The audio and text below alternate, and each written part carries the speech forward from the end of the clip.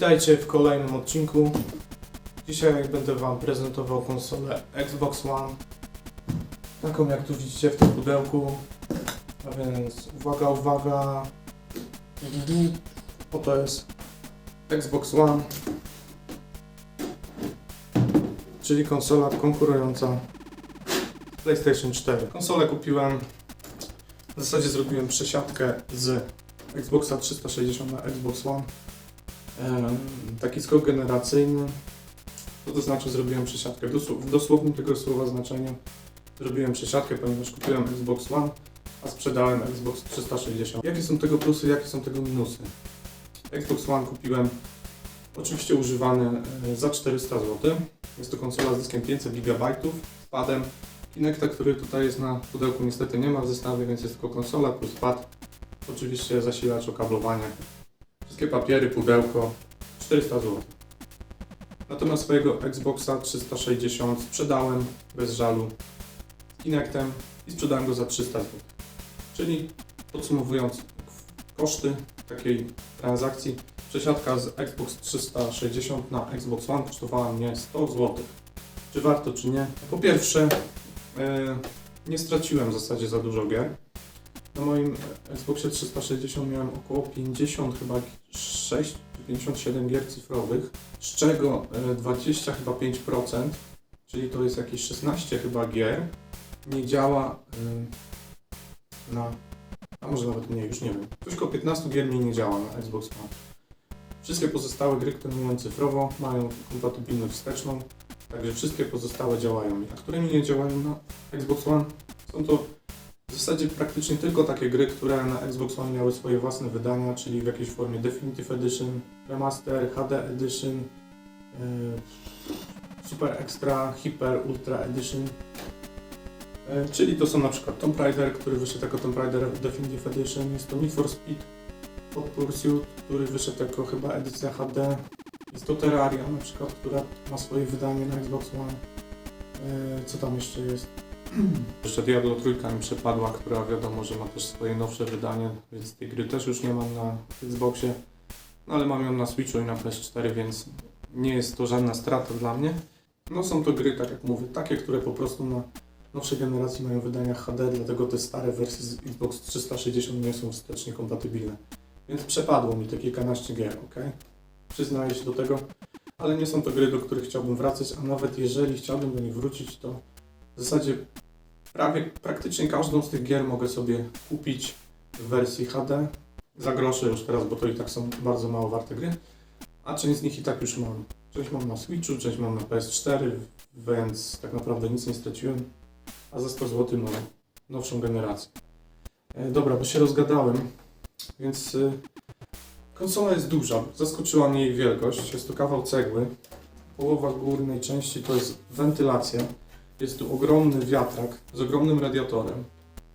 Będę to wszystko rozkręcał oczywiście i będę wymieniał pastę termoprzewodzącą. Będę wszystko czyścił. Wierzch jest bardzo porysowany. Lakierowana w sensie błyszcząca. Powierzchnia plastikowa się bardzo chyba rysuje. Jest bardzo dużo tutaj drobnych rys. Widocznie ten typ tak ma. Po bokach też są kratki. Z przodu to jest chyba przycisk taki dotykowy. Mi się wydaje, że to jest przycisk, że jak się to dotknie, to się konsola włączy, zapala się na biało. I wejście na płytki jest takie jak w PS4, czyli nie ma wysuwanej tacki, tylko wsuwamy normalnie, wkładamy płytki i są wciągane do środka. I tutaj jeszcze możemy podpiąć taki moduł rozszerzenia, na którym będziemy mieli jeszcze tutaj z przodu wtedy dodatkowe 3 gniazda USB. I tutaj w środku jeszcze można coś wkładać, nie wiem, czy jakąś dodatkową pamięć, szczerze mówiąc nie jestem zorientowany. Także to wydłuży nam konsolę troszeczkę. Z tyłu jest wejście na zasilacz, na HDMI, jakieś SPDIF, nie wiem nawet co to jest. To jest HDMI do jakichś dekoderów, satelit, czy różnych takich rzeczy, telewizji takiej cyfrowej. 2 gniazda USB, wejście na Kinecta, oczywiście Kinect od Xbox 360 nie działa. Jest nowy Kinect do Xbox One. Jakieś wejście in-out, też nie wiem co to jest za bardzo. I wejście sieciowe. Więc wizualnie Tak się prezentuje, po prostu kawał cegły. Zaraz Wam pokażę porównanie też tej konsoli i gabarytów z Xboxem 360, którego jeszcze fizycznie mam. Już go sprzedałem, ale dopiero za kilka godzin idę go nadać w paczce, więc jest to ostatni moment, kiedy mogę nagrać jakiś materiał jeszcze z tym moim Xboxem. Już nie moim w zasadzie, bo już jest sprzedany. Natomiast to jest padzik od Xbox One. Bardzo mało gryzione gałki, ale to akurat to się stało już u mnie w domu, ale już zamówiłem sobie nowe, więc będę mógł zrobić filmik z wymiany gałek, tak jak kiedyś robiłem filmik z wymiany gałek w padzie od Xbox 360. Pad jest bardzo wygodny, ogólnie fajny.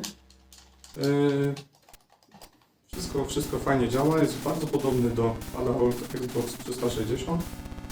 Jedyne moje zastrzeżenie do przycisków tych tutaj LB i LB, że bardzo głośno klikają. Ale poza tym pad bardzo fajny. Jest na baterię paluszki. Także tutaj się bezpośrednio od razu wkłada baterię paluszki. Nie ma takiej wkładanej tacki z bateriami, jak to jest w padzie od Xbox 360. Tutaj się od razu je wkłada. I tutaj na dole jest podpięcie na zestaw słuchawkowy. Więc tak prezentuje się ten oto padzik. Przejdźmy teraz do porównania konsoli Xbox One z jej starszym bratem, czyli Xboxem 360. No w tym wypadku niestety w wersji Slim, bo tylko taką posiadam. Wiem, że lepiej byłoby porównywać Fata do Fata, a do Slima to raczej pasowałaby wersja Xbox One S, ale niestety mam tylko to, więc porównajmy sobie gabaryty obydwu tych konsol. Na pierwszy rzut oka od razu widać, że Xbox One jest sporo wyższy od 360 Slim. Na szerokość również troszkę. Tutaj akurat różnica nie jest jakaś znacząca. A poza tym grubość oraz w tą stronę wysokość są w zasadzie takie same. Jeśli chodzi o wentylację obu systemów, jest podobnie rozwiązana, czyli mamy tu główny wentylator na górze konsoli, który oddaje ciepło do góry. W Xbox One jest on sporo większy niż Xbox 360. I tak samo z góry i z dołu w jednej i w drugiej konsoli są kratki wentylacyjne. I jeżeli chodzi o tył, na tyle jest troszkę różnic. Mamy tutaj więcej gniazd, ale czy dużo więcej? HDMI jest i tu oczywiście zasilacz. Tutaj jeszcze w Xbox One jest wejście satelitarne, możemy tu podłączyć jakiś dekoder. I co tutaj jeszcze jest? Tu są dwa gniazda USB, a tutaj są aż 4, czyli w 360 jest więcej gniazd USB, no i oczywiście gniazdo sieciowe. Natomiast jeśli chodzi o front obu konsol, no to tutaj mamy bardzo podobnie włącznik, klapka na płyty, tylko że w Xbox 360 jest to wysuwana klapka, a w Xbox One jest to podobnie jak w PlayStation 4, czyli wkładamy płytę w szczelinę i ona jest wciągana do środka. Więc tak z grubsza wyglądają różnice. I tutaj jeszcze jest gniazdo rozszerzeń w Xbox One, do którego możemy tutaj podpiąć jeszcze jeden moduł, który sprawiłby, że konsola stałaby się jeszcze większa. Jeśli chodzi o porównanie padów, pad od Xboxa 360, jak widać, jest bardzo podobny do pada od Xbox One. Taki sam rozkład gałek oraz przycisków. Przyciski B, Y, X, A. Tak samo chyba te od Xbox One są troszkę większe. Natomiast wydaje mi się, że przyjemniej wciska się te od Xbox 360. Chyba ciszej pracują gałki, natomiast w gałkach jest podobnie, wrażenie jest podobne. Chyba te od Xbox One chodzą trochę lżej, są bardziej precyzyjne na pewno. Krzyżak to już jest trochę inna para kaloszy. Zdecydowanie lepszy jest ten w padzie od Xbox One, chociaż nie jest idealny, ale i tak jest dużo lepszy niż ten w Xbox 360. Przycisk wychodzenia do menu tutaj jest wyżej i jest płaski, tutaj jest wypukły oraz przyciski back i start są w tych samych w zasadzie miejscu. Także tu się dużo nie zmieniło. Jeśli chodzi natomiast o triggery, te są tutaj zdecydowanie większe. Nie są to już tylko takie pojedyncze wypustki, ale jeszcze mają cały taki bok i reagują bardzo dobrze. Ciszej na pewno niż w Xbox 360. I też przyciski L i R, czy tam LB, RB, jak się to tutaj nazywa, są też większe. To są strasznie głośne. Nie wiem, czy to jest w moim padzie tak, ale strasznie głośno klikają. Więc jak gramy, wszystkie przyciski reagują normalnie, a te no strasznie głośno klikają. W padzie od Xbox 360 też dość głośno w porównaniu do innych przycisków, ale nie, chyba nie aż tak głośno. Dobra, porównajmy go teraz z padem od PlayStation 4. No tutaj już nie ma tylu podobieństw, widać spore różnice, przede wszystkim ułożenie gałek. Tutaj jest po skosie, tutaj równo. Te przyciski są podobne, tylko mają oczywiście inne nazewnictwo. No i tutaj krzyżak jest pod gałką, tutaj jest nad gałką. Także to jest taka różnica generalnie z tym. A od góry, no też przyciski się trochę różnią. Te spusty triggery w PS4 są dość specyficzne. Ciężko mi powiedzieć, które są lepsze. Po prostu do tych od PS4 jestem bardziej już przyzwyczajony, więc wydają mi się może z tego tytułu lepsze. Natomiast sama szerokość tutaj do trzymania jest troszkę podobna. Pad od PS4 wydaje się być troszkę większy, ale generalnie jest podobny. No i jeszcze na koniec porównajmy sobie go z padem od Nintendo Switch Pro Controllerem, który jest, jak widać, chyba wzorowany nawet na padzie od Xbox One lub od Xbox 360, bo widać tutaj, prawda, sporo podobieństw. Tak samo rozłożone gałki, krzyżak w tym miejscu, który jest, powiedziałbym, dość podobny, jeśli chodzi o wygodę jego użytkowania.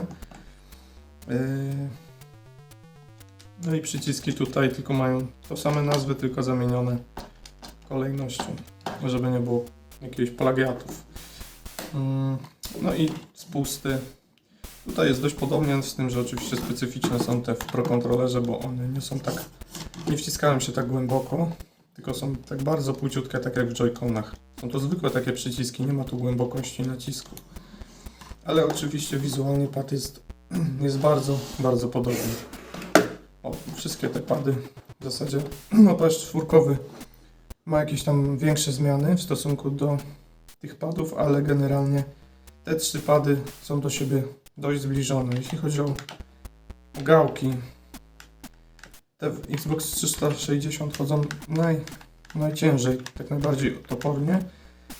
Natomiast tutaj powiedziałbym, że jest to wszystko na praktycznie takim samym poziomie. Także tak to się przedstawia, jeśli chodzi o pady. Dobra, chyba starczy tego gadania. Podłączę konsolę. Zobaczymy pokrótce, może jakąś gierkę odpalimy, tak, wiecie, żeby było formuła mojego starego programu sprzed 10 lat zachowana. Pokażmy coś, zobaczmy. Wiadomo, każdy już to widział, ale taki jest ten program, jest trochę retro. Musi być klimat 2012 roku zachowany, więc jedziemy. Dobra, w ramach gameplayu krótkiego zagrajmy sobie chwilę w Forza Horizon 5. Jest to gra dedykowana raczej pod Xboxa Series X. No ale kurde, zobaczcie jak ona wygląda nawet na Xbox One. Chodzi płynnie, wygląda po prostu nieziemsko. Jak to auto wygląda. Zobaczcie jakie to jest. Jakie kurcze ono jest. Jakie fajne refleksy. No grafika jest świetna w ogóle.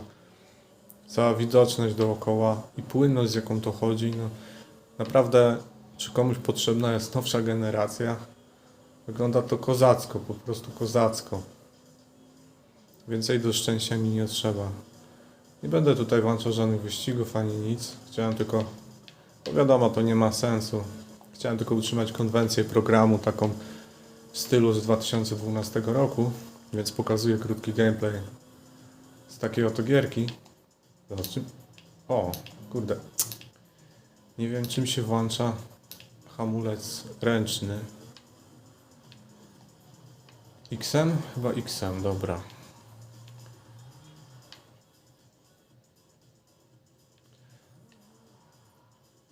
No kurde, jak ten samochód fajnie wygląda.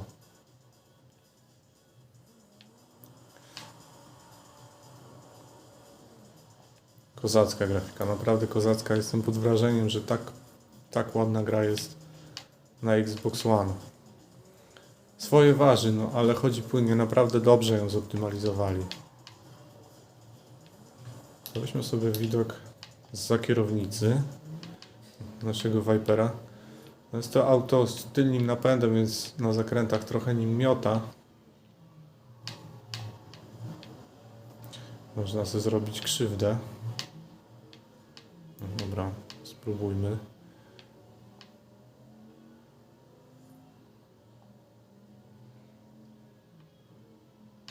Dobra, o, jeszcze na deskę rozdzielczą można mieć widoczność. To chyba jakby się miało kierownicę, to by było fajne. Ale w ogóle fajnie sobie tu pojeździć tak po prostu. Pozwiedzać nawet okolice. Bo gra wygląda naprawdę ślicznie.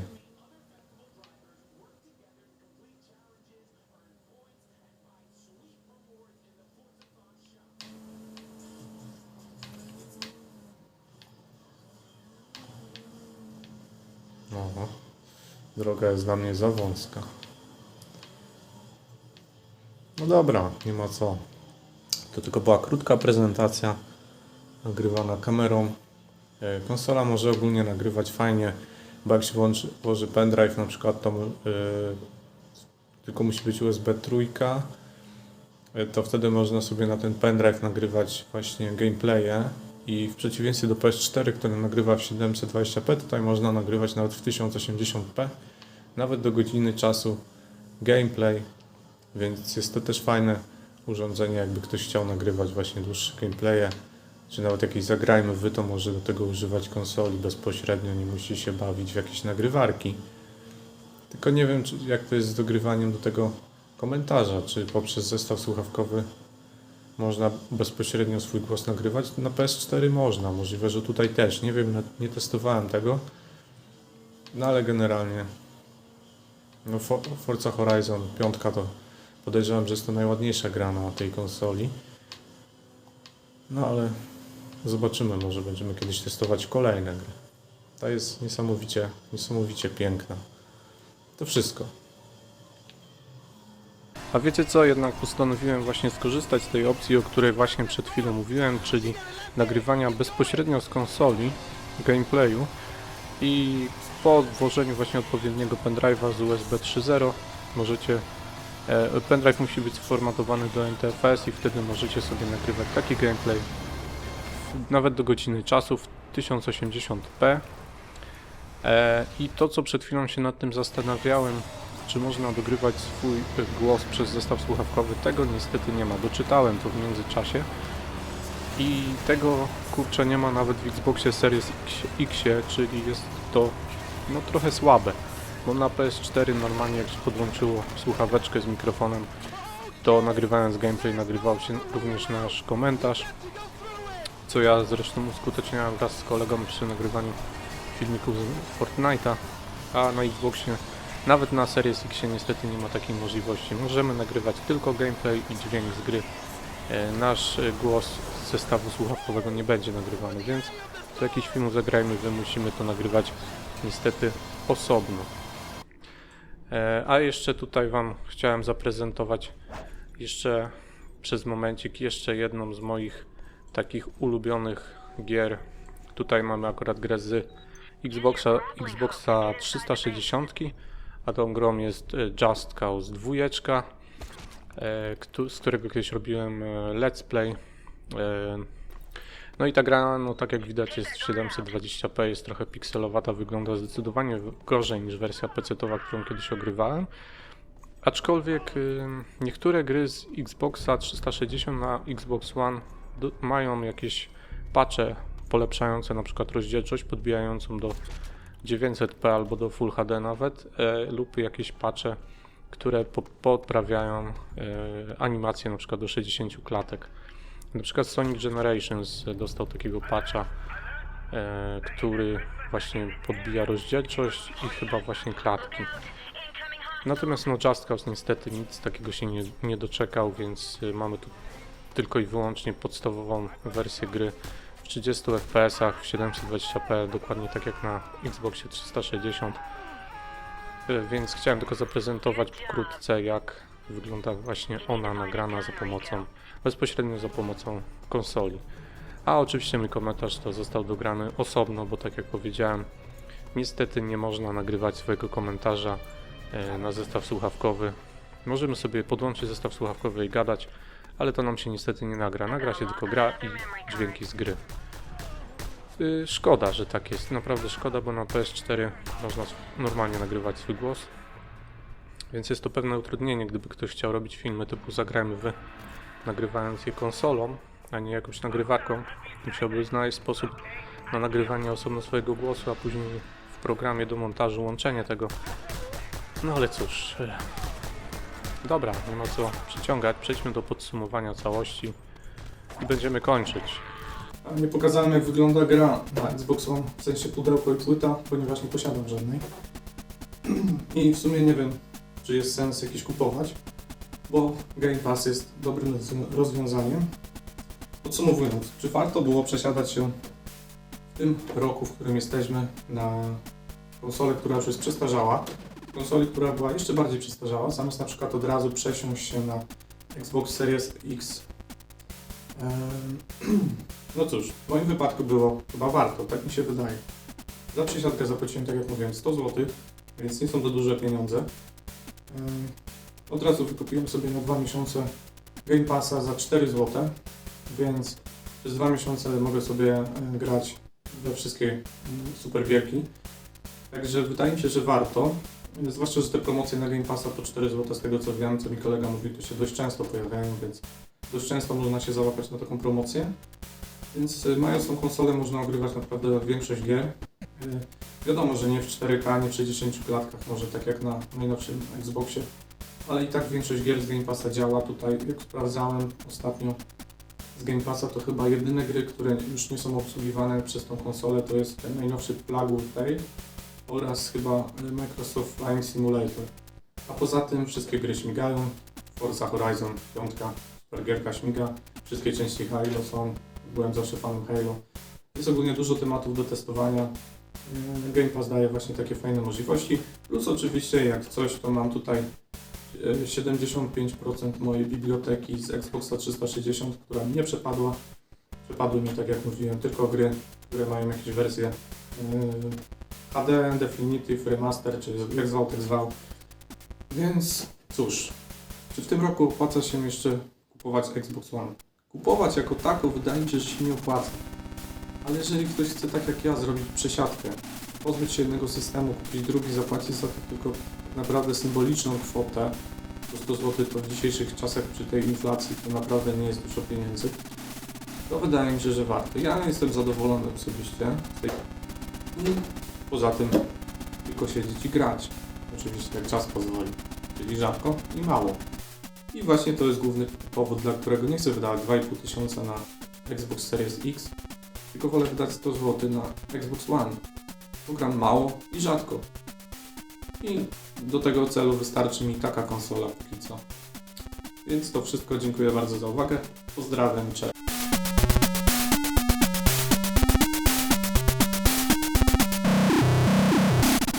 O Jezu, jak zdrętwiałem, kurwa. No jest stare kości, kiedyś to było łatwiej.